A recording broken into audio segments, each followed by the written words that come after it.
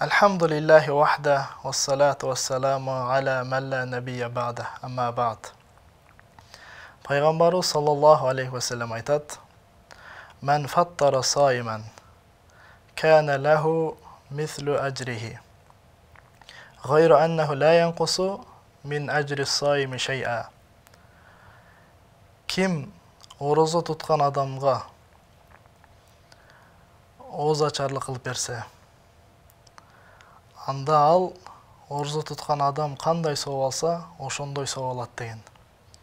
Орозо туткан адамдын сообунан кемитилбестен. Бул жерде ооз ачарлыкка Пайгамбар саллаллаху алейхи ва саллям адамдарды ооз ачтырууга адамдарды кызыктырып атат. Ооз ачарлыктын сообу күчтүү, урматтуу тууганым.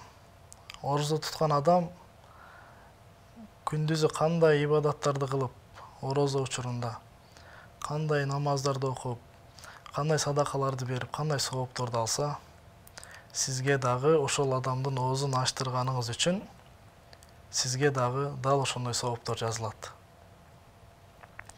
Бул Аллах Тааланын берешендиги. Орозо туткан адамдын сообунан кемитпестен сизге да ошончо сооп берет. Орозо туткан адам ойлоп калбаш керек. Мен орозо тутуп ушунча сооп алсам, бул менин оозумду ачтырып, ошончо сооп алып алды депчи. Жок, Аллах Таала сизге кандай соопторду берсе, сиздин соопторуңузду кемитпей, ошол сиздин оозуңузду ачырган адамга дагы берет. Урматтуу тууганым, сиз дагы орозо туткан адамдардын оозун ачтырууга, ифтарлык кылып берүүгө сиз дагы шашылыңыз. Ооз ачырган кезде курма менен ооз ачтырган жакшы. Бул Пайгамбар саллаллаху алейхи ва салламдын сүннөтү. Эгер курма жок болсо, анда суу менен ооз ачтырсаңыз болот. Аллах Таалам баарыбызга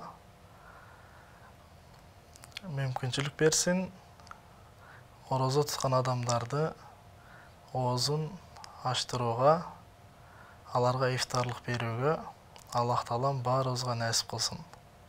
Ассаламу алейкум.